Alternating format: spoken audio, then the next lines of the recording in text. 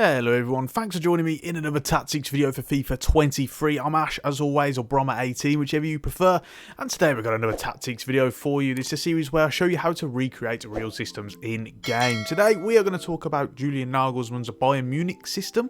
We have of course covered this last year, and we've had quite a few requests to do it again for FIFA 23, so we are going to get to it today. A really exciting one for you guys. Before we do get into that, if you want to see how this tactic ranks and rates compared to all of the other systems that I do cover on the channel, check out my Patreon. On there you can find my FIFA 23 tactics package with ratings and rankings and strengths and weaknesses and more of every system that I do cover, as well as exclusive tactics videos only for Patreon, Discord server access, Fantasy League access, early access to videos, and a whole lot more. Also check out my video games podcast. All the links you will find down below. Lots of great episodes on there if you want your video games fix. And with that being said, let's get into the system. So first things first, what do we have? Well, for the formation itself, we've got generally a 4-2-3-1. Now lots of kind of interchanging positions, but this is the basis I think that you're going to get the closest to that shape. Now a couple of position changes. First things first, with the wide midfielders, if you want to set it to the 4-2-3-1 wide, you will then want to change them to left wing and right winger. This just gets them a little bit further forward. It gives you an extra element of penetration. You'll definitely notice a difference if you play wide midfielders instead of wingers. And on top of that, we've also got Alphonso Davies as left wing back instead of left back. Now, this is the team we've opted for. There's a couple of personnel changes you might find. They do chop and change a little bit, particularly in the defensive line, and I'll show you how that changes a little bit later on. But with Alphonso Davies, we move him up to left wing back. It pushes him further forward and gets him more advanced, as we know he likes to do so often. And it's really going to help you in that attacking phase. So just make sure to push him up to left wing back.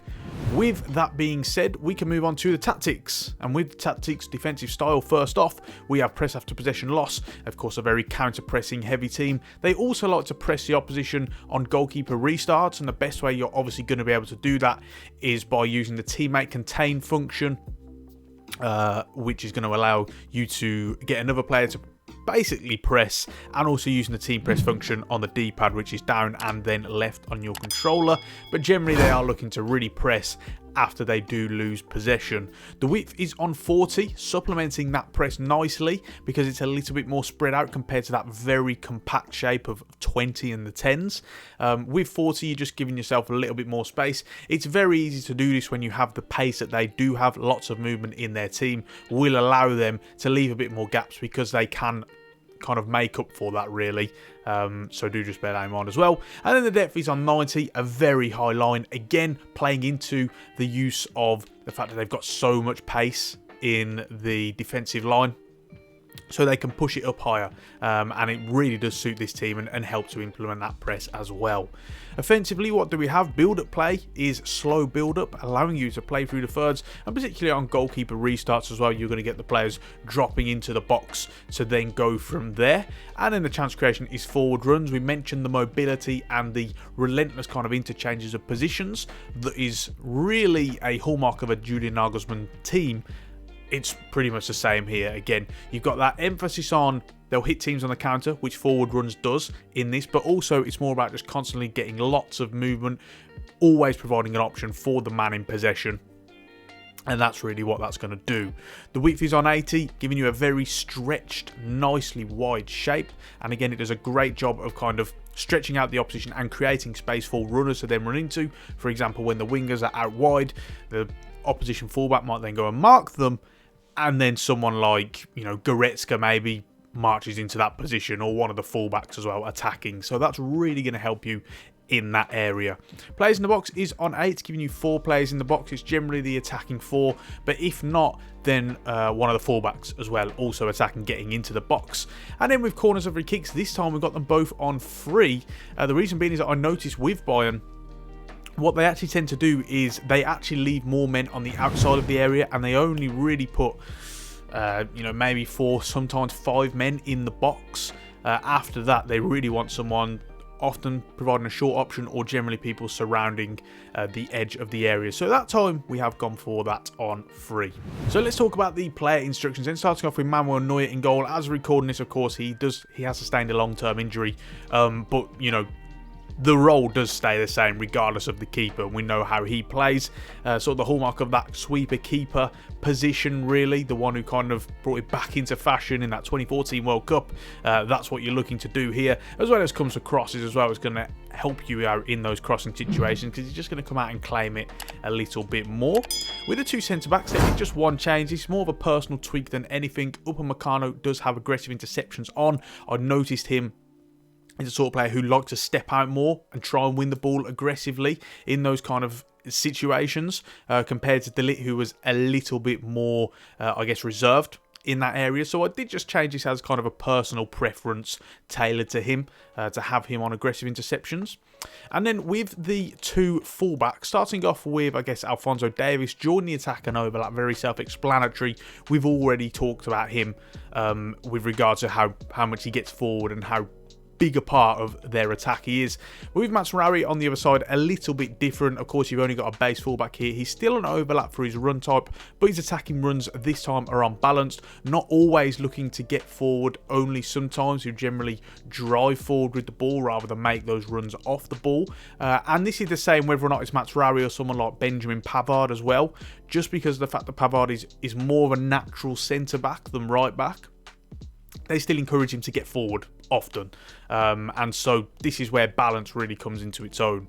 With the two defensive midfielders, starting off with Joshua Kimmich in this case, he's on cut passing lanes to help implement that lane press and that kind of zonal orientated press, and that will be the same with Goretzka as well. His attacking support is stay back while attacking. Now he does kind of push his starting position forward a bit more, particularly when they're on the attack, but this is more with the ball.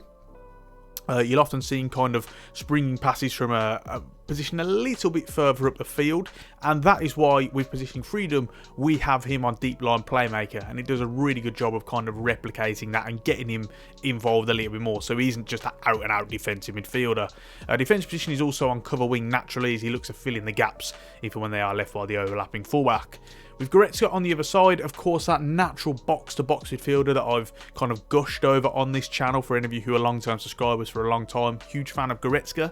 His role has really been stripped back a little bit compared to what it was like under Hansi-Dieter Flick, for example. He's an out-and-out box-to-box midfielder now. He's a little bit more reserved. He still gets forward often, and that's why with attacking support we have him on balanced attack, but he's not on get forward this time.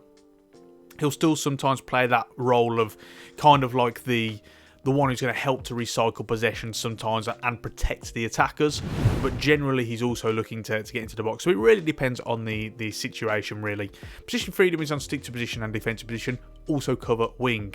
With Jamal Musiala in the essential attacking midfield position, his defensive support is actually basic defensive support, not always tracking back, sometimes kind of helps to support the striker of Choupo-Moting in this case.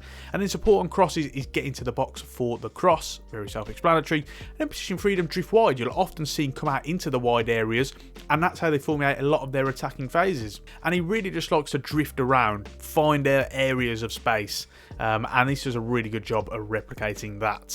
With the two wingers, again you've got Mane and Gnabry. They do interchange a little bit. Mane, as a recording, is currently injured. You had the likes of Coman and Sane as well. But generally the roles and instructions do stay the same. Both of them are on comeback on defence to get them tracking back. And then their chance creation is on cut inside. This enables them to angle their runs. It's going to get them closer to the striker and just in a greater position to score. And then the support runs is get in behind. Again, very self-explanatory, looking to penetrate that back line with that movement and that pace as well. And finally, their support on crosses is get into the box for the cross. So finishing off with this guy who is somehow still playing for Bayern Munich. Support runs, stay central. He's out and out that focal point of the attack, not looking to drift from side to side, really trying to get the players, particularly those attacking, free behind him, just playing in and around him. Attacking runs is target man. He will often or sometimes make kind of runs in behind, but generally that's after he's kind of played it off him and then he looks to go. So really what you're looking to do to replicate that is kind of give and go passes, LB and A or L1 and X, depending on your Xbox or PlayStation.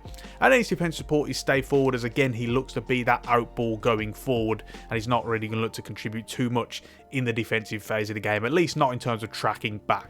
So we also spoke about how does it change a little bit depending on some of the personnel. The only major tweak you'll really want to do here is when in the past they played someone like Lucas Hernandez instead of Alphonso Davies. Obviously this time we actually strip him back from left wing back just to left back. And then what we do is we have him on overlap, but his attacking runs are also unbalanced. Again, this just gives them a little bit more defensive solidity, makes them a little bit more reserved.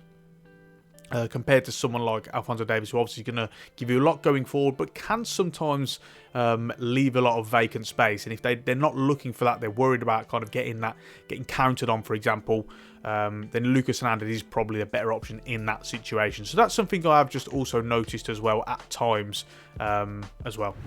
So with that being said, we're just about ready to round things off there. Before we get into the gameplay, I just want to ask you guys, please make sure to subscribe to the channel and ring the bell to get notifications every time I upload a video.